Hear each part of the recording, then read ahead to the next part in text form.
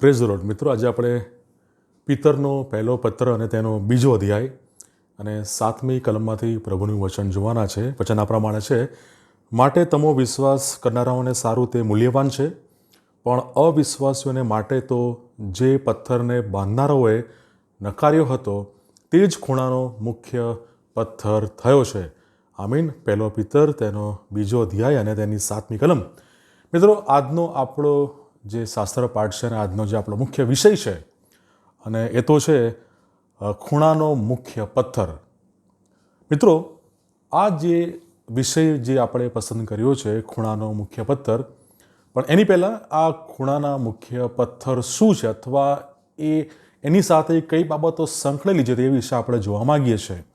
મિત્રો, એ જે પથ્થર છે એ સમયમાં જે બાંધકામ અને ઇમારતો બંધાતી ત્યારે સૌથી પહેલો એ મુખ્ય પથ્થર એ મૂકવામાં આવતો અને એ જે પથ્થર છે એ ઇમારતના જે ખૂણા છે એમાં એ મૂકવામાં આવતો અને એ જ એ ખૂણાનો પથ્થર એ સમગ્ર ઇમારતનો એ આધાર ત્યાં બને છે. અને એકવાર તેને મૂક્યા પછી, એટલે કે જે મુખ્ય પહેલો પથ્થર, એ પહેલો પથ્થર એ મુખ્ય પથ્થર તેને મૂક્યા પછી, એકવાર તેને મૂક્યા પછી તે ઇમારતના બાંધકામમાં જે દરેક માપ નક્કી કરવામાં આવે છે તે ખૂણાના મુખ્ય પથ્થરને આધારે જ એ નક્કી કરવામાં આવે છે. અને એની સાથે જોડાઈને બાકીના બધા પથ્થરો એની સાથે જોડાઈને ત્યાં મૂકવામાં આવે છે અને તેઓ એ ખૂણાના મુખ્ય પથ્થરની સાથે જોડાઈને એ બિલ્ડિંગમાં અથવા ઇમારતમાં એ રૂપાંતર પામે છે. અને મિત્રો, એ જે પથ્થર છે કે જે સૌથી પહેલાં મૂકવામાં આવ્યો છે એ ખૂણાનો મુખ્ય પથ્થર, અને તે પથ્થર એ મજબૂતી અને સ્થિરતા પ્રદાન કરે છે.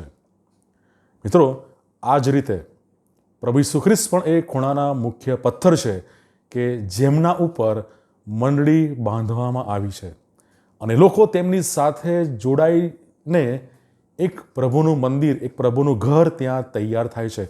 અને લોકો તેમની સાથે જોડાય છે કારણ કે તે પાયાનો મુખ્ય પથ્થર છે. લોકો તેમની સાથે જોડાય છે કારણ કે તે પાયાનો મુખ્ય પથ્થર છે અને તે કસી જોયેલો એ પથ્થર છે. યશાયા 28 અને 16 પ્રમાણે પ્રભુ ઈસુ ખ્રિસ્ત એ મુખ્ય પથ્થર છે, ખૂણાના મુખ્ય પથ્થર છે અને સમગ્ર મંડળીનું બાંધકામ એ તેમની ઉપર જ આધારિત છે. અને આપણે એ ખૂણાના મુખ્ય પથ્થર સાથે જોડાઈ રહેવું એ આપણી મૂળભૂત ફરજ છે, કારણ કે એ મુખ્ય પથ્થર, ખૂણાનો મુખ્ય પથ્થર અને કસી જોયેલો એ પથ્થર છે. મિત્રો, તેમની સાથે જોડાઈને ઈશ્વરના ઘરના સભ્યો આપણે બની શકીએ છીએ. તેમની સાથે જોડાઈને આપણે પ્રેરિતો તથા પ્રબોધકોના પાયા પર બંધાયેલા ઈશ્વરના ઘરના સભ્યો આપણે બની શકીએ છીએ. અને તે પવિત્ર મંદિરના ખૂણાનો મુખ્ય પથ્થર એ તો પ્રભુ ઈસુ ખ્રિસ્ત એ પોતે છે. મિત્રો, જ્યારે આ વાત જૂના કરારમાં તેમજ નવા કરારમાં જ્યારે કહેવામાં આવી છે ત્યારે એની સાથે ઘણી બધી બાબતો જોડાયેલી છે. આ ખૂણાના મુખ્ય પથ્થરને લોકો નકારે છે, જગત નકારે છે. લોકો પ્રભુ ઈસુ ખ્રિસ્તને મસીહા તરીકે નકારે છે. લોકો પ્રભુ ઈસુ ખ્રિસ્તને નકારે છે, એમના શિક્ષણને, એમની સેવાને, એમના દાવાઓને અને પ્રભુ ઈસુ ખ્રિસ્તને પોતે એ જગત ત્યાં નકારે છે.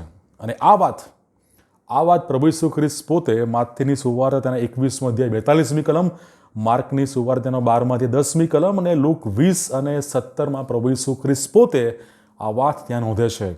અને એનો આધાર એ પ્રભુ ઈસુ ખ્રિસ્ત એ ગીતશાસ્ત્ર 118 અને 22ને લઈને એ ત્યાં આ વાત ટાંકે છે. પ્રભુ ઈસુ ખ્રિસ્તને લોકો નકારે છે, જગત નકારે છે. પણ મિત્રો, જ્યારે આપણે પહેલો પિતર તેનો બીજો અધ્યાય અને તેની 6ઠ્ઠી કલમ અને યશાયા 28 અને 16 આપણે જ્યારે જોઈએ છે ત્યારે એ બંને કલમોનો સાર એક જ છે અને એક જ વાત એ બંને કલમો કહે છે કે જે તેના પર વિશ્વાસ કરે છે તે શરમાશે નહીં.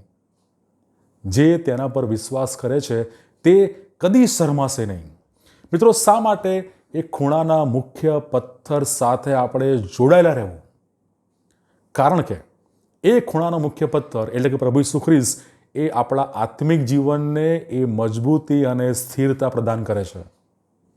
અને એની સાથે એફએસસીનો પત્ર તેનો 2 અધ્યાય 21મી કલમ નોંધે છે, તેમનામાં દરેક બાંધણી એકબીજાની સાથે યોગ્ય રીતે જોડાઈને પ્રભુમાં વધતા વધતા પવિત્ર મંદિર બને છે.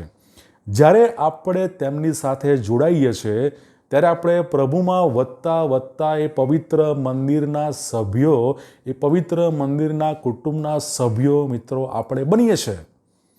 અને એથી વિશેષ એ જ 1 પિતર તેનો 2 અધ્યાય અને તેની એ 6ઠ્ઠી અને 7મી કલમ આપણે જોઈએ. 1 પિતર 2 અને 6ઠ્ઠી કલમ, જે તેમના પર વિશ્વાસ કરે છે તે શરમાશે નહીં. એનો અર્થ, ન્યાયના દિવસે જો આપણો આધાર એક ખૂણાના મુખ્ય પથ્થર હશે, જો આપણે એક ખૂણાના મુખ્ય પથ્થર પર આપણે બંધાયા હોઈશું, તેની સાથે જોડાયેલા હોઈશું, તો ન્યાયના દિવસે વાલાઓ આપણે શરમાવવું પડશે નહીં. ન્યાયના દિવસે આપણે બચી જઈ શકીશું. મિત્રો, માટે એક ખૂણાના મુખ્ય પથ્થર સાથે જોડાઈને રહેવું એ જ આપણા માટે એ સારું છે. એ જ આપણી મુખ્ય ફરજ છે. કારણ કે એ પથ્થર એ કસી જોયેલો પથ્થર છે અને એ પથ્થર એ મુખ્ય પથ્થર છે. અને જો આપણે તેમની સાથે જોડાઈએ છીએ તો આપણે એકબીજાની સાથે જોડાઈને પ્રભુમાં વધતા વધતા પવિત્ર મંદિર આપણે બનીએ છીએ અને પવિત્ર ઘરના સભ્યો આપણે બનીએ છીએ. મિત્રો, આ વચનો શીખવા સમજવા ઈશ્વર પિતા આપણા સર્વની સહાય અને મદદ કરે. God bless you.